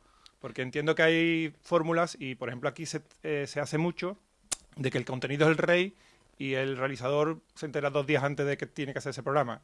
Me gustaría saber cuánto tiene que estar involucrado y hasta qué punto puede tomar decisión. Me alegro de que me hagas esa pregunta. Gracias. Porque vivo rodeada de periodistas que no se dan cuenta de que este precisamente es el quid de la cuestión. Cuéntame ya lo que vas a hacer para que yo, con el equipo de realización, grafismo y tal, pueda preparar cosas atractivas. Poder pensar en un guión, en algo, en un desarrollo que no sea solo la información que tú quieres contar. Yo todo eso te lo tengo que arropar y la pelea es que, lo que yo llevo todo este tiempo, que llevo en el objetivo con mis compañeros periodistas es hacerles entender que para que yo pueda hacer eso algo atractivo, o mi realizadora necesita saber de antemano ¿Qué vas a hacer en Cádiz? No podemos ir a Cádiz, no, dime, voy a hacer esto, voy a hacer otro, voy a tal. ¿Y eso cómo se va a armar? ¿Y eso qué sentido le vamos a dar? Y luego, además, hacerlo bonito. Pero efectivamente tienes toda la razón. O sea, es importantísimo que el periodista, desde mi punto de vista, si quiere hacer algo atractivo en prime time, hay que cuidarlo, hay que hacerlo de otra manera. No vale la declaración de un tío y un total. No. ¿Más preguntas por aquí? Luego allí, ¿eh? Gracias. Soy Evangelina Laseras y tengo la doble condición de realizadora de televisión y de profesora de universidad. Entonces, creo que estoy ahí en la línea, en el filo. Coincido plenamente con él. Hay dos problemas, el que señalaba él, un problema de formación básico, o sea, no hay historia de la televisión, es una optativa en el programa de estudios. No hay un peso específico donde se forme a los periodistas. Yo he dado en algún momento a periodistas, ahora doy a comunicación audiovisual, pero cuando he dado a periodistas hay un déficit importante de la imagen, es decir, no tienen una cultura donde se van a insertar en un mercado laboral donde todo está digitalizado, tienen que montar, tienen que editar, tienen que trabajar imágenes y no se puede contar nada sin imágenes. Entonces, si no tienes previamente un bagaje de formación de imagen, difícilmente vas a contar en imágenes. Es decir, es un déficit histórico. Si no lo tienes, lo fácil es que te apoyes en el que lo tienes al lado y que probablemente te pueda aportar. Pero esa comunicación no existe. Generalmente no es muy buena. Cuando hay un buen equipo y hay una buena comunicación, tiene un plus y inmediatamente está bien envuelto y la información llega. Cuando la información está muy bien descrita, pero no tiene imágenes que la apoyen, no puede tener éxito. Y en cuanto a los formatos de prime time, el problema del prime time no solo es ese 80% que los formatos tienen que fracasar sí o sí estadísticamente, sino que en el prime time necesitas un presupuesto y el presupuesto en la ficción se administra diferente que el presupuesto en el caso de la información. Necesita mucho más. Cuando tú decías, no, yo necesito un plato que tenga agencias, que tenga directos, que tenga mochilas, que tenga satélites, que tenga DSNG, todo eso es costoso. Entonces, las televisiones públicas que tienen eso no tienen la ficción para envolver el prime time y las privadas tienen la ficción en el prime time, pero no tienen los medios para el informativo. Entonces, es una dicotomía bastante difícil de solventar, creo yo, en este momento. Completamente de acuerdo contigo. A mí lo que me apena muchísimo es el tema de la formación, porque en este país ha habido unos profesionales magníficos, de verdad. Yo tuve la suerte, por ejemplo, en un momento de mi vida de coincidir con Jesús Hermida. No os podéis lo que era estar al lado de ese señor. O sea, era una enciclopedia viviente. Aparte de un profesional increíble, pues es que ha habido gente en la historia de este país, que en televisión me refiero, que auténticas maravillas. O sea, Navarrete, Íñigo, bueno, Navarrete, María, que es compañero mío de la academia, que sigue trabajando, que se dejan los cuernos, que esas entrevistas que yo os digo de Tesoros Vivos las hace gente de 80 años. O sea, es el cámara histórico de televisión española, con no sé quién, ¿sabes? Son ellos mismos los que se van a casa de su colega, que tal, no sé qué. Pero bueno, al final luego hacen un producto que te da pena que eso no se aproveche. Y luego, claro, todo el archivo de Televisión Española y de Nodo, que es de ellos. Y entonces tampoco se puede tener... Hombre, ahora en Internet la verdad es que hay bastante. Pero es difícil, es difícil. Pero la academia en ese sentido puede hacer una labor de alfabetización importante porque tiene muy poco para descarga. Lo que dice él es importante. Basta con que ponga, si no tiene los derechos, basta con que ponga los enlaces. Entonces, si concentras todos los enlaces de Televisión Española, de todos los estudios unos, de las claves, es decir, hay mucho material disponible, pero no está bien administrado. Si la academia, si la academia no tiene un buen servidor, basta con que tenga unos buenos enlaces donde... Nosotros no tenemos nada de dinero, somos los más pobres del universo, alojados en la academia. Vimos el debate y las condiciones del debate. La alfabetización que dice él, por ejemplo, de la clave, yo creo que se ha olvidado en la programación y me parece importante. La alfabetización audiovisual es algo imprescindible ahora mismo, porque si lo que se prevé es que para el 2019 haya un 90% de contenidos en vídeo en la red, lo fundamental es que esos contenidos estén bien construidos y la gente sepa cómo gestionarlos. Entonces, si la clave era un buen programa, era un buen formato para poder alfabetizar en el cine, creo que falta justamente eso, cómo alfabetizar en la televisión. hacemos muchos programas, pero no alfabetizamos acerca de cómo hay que ver y cómo se hace y cómo se ve. Completamente de acuerdo. Muchas gracias por lo que va de mi parte, que me conoces y sabes que esa es mi pelea, y bueno, no mi pelea, mi lucha desde el buen punto y del hacer, vamos. Por aquí había otra solicitud de palabra. Gracias. Hola. Quería preguntaros por los horarios de programación, si las 12 o la 1 de la noche es la hora más adecuada para sentarse a escuchar a unos señores hablando. No, no lo es. O sea, pero bueno, yo creo que hay que partir de la base de que deberíamos de adelantar el prime time en este país, ¿no? Sí. O sea, eso sería necesario, pero bueno, es una decisión política, ¿no? que hay que tomar, ¿no? Que todos los horarios se adelanten, ¿no? Pero sí, no, es verdad, para nosotros los últimos 4 o 5 programas nos cambiaron el horario de arranque y llegábamos a la 1 menos 20. Un suplicio. O sea, hacer un programa de debate que te llegue a la 1 menos cuarto de la mañana no es nada fácil. Por nosotros, como productora, como creadores de contenido, no es la solución. Gracias. ¿Tú lo dices por el estado de ánimo del espectador o por...? Yo lo digo por mí misma. Yo a las 12, a las 11:30, a las 12, me siento delante de la tele y me duermo, Ah, bueno. como no sea algo divertido. Claro, hay que adelantar el prime time y claro, lo suyo es que estos programas de interés estén en horarios de máxima audiencia. El problema es que los programas divulgativos, los programas culturales, los programas de ciencia los ponen en horarios residuales, con muy bajo presupuesto y claro, es un desastre. Y lo que hablábamos antes, si no hay ni programas infantiles, que antes la educación, o sea, tú llegabas del colegio por la tarde y eso estaba toda la tarde llena de programación infantil, pero no solo con series de Disney, había contenidos. Por lo menos yo cuando era pequeña. Ha desaparecido la programación infantil. Ahora hay cadenas dedicadas a series americanas o lo que sea, pero no hay... esto es cerca, esto es lejos. O sea, ¿Tenemos alguna pregunta más del público? ¿Alguien más se interesa por conocer el entresijo de estos programas que nos presentan las compañeras o lo que ha mencionado Enrique? Bueno, yo creo que para cerrar sí que me gustaría algún comentario sobre el grado de opinión en los programas informativos. Mucha gente tiene allí su no entender, ¿no? Hasta qué punto se debe de permitir que los que lo hacen, no los invitados, ¿no? Sino quienes son los protagonistas, ¿no? Pues yo ahí no sé qué contestarte, te lo digo de verdad, porque no soy periodista y no sé, o sea, yo soy más de forma. Te puedo dar una opinión como persona. Creo que es muy difícil separar la opinión de la objetividad. Creo que es difícil. No obstante, debería de intentarse. ¿Quieres comentar algo? Sí, un poco. A ver, los periodistas, es verdad, la objetividad es algo relativo, ¿no? Entonces es muy difícil atenerte solo a datos. O sea, en el momento que estás dando un dato y no das otro, ya estás opinando de una manera indirecta y sutil, ¿no? O sea, es muy difícil esa barrera, separarla, está unida. Y tampoco creo que sea malo tener opinión, o sea, sabiendo que o sea, lo único es que el espectador tiene que ser consciente de que esa persona tiene ese sesgo político o esa opinión. Eso. Pero en principio tampoco me parece mal, no sé.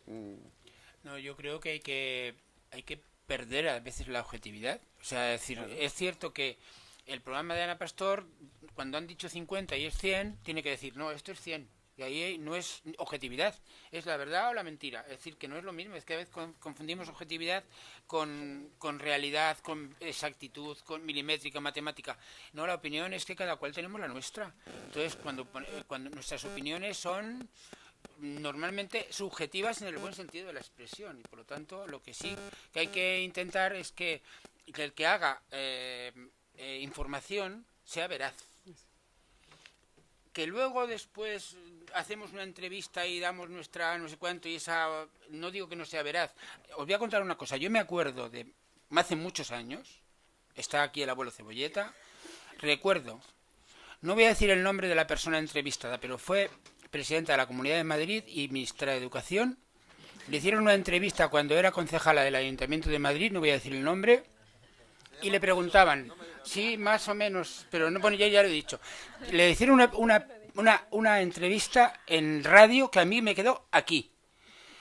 Era, doña, no digo el nombre, usted ayer dijo una cosa y hoy ha dicho otra. ¿Por qué? Dice, es que yo soy política.